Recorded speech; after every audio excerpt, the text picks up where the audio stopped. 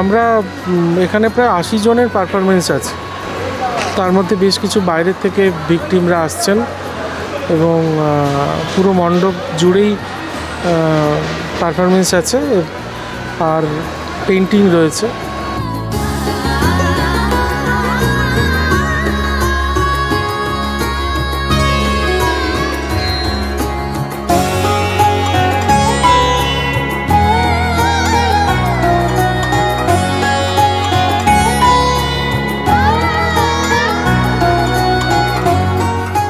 Audio visual মাধ্যম রয়েছে, সেখানে বললেও সেখানে দর্শকরা ইন্টারাক্ট করতে পারে না, কিন্তু এখানে দর্শকদের সঙ্গে সরাসরি ইন্টারাক্ট করতে পারবেন ভিকটিমরা।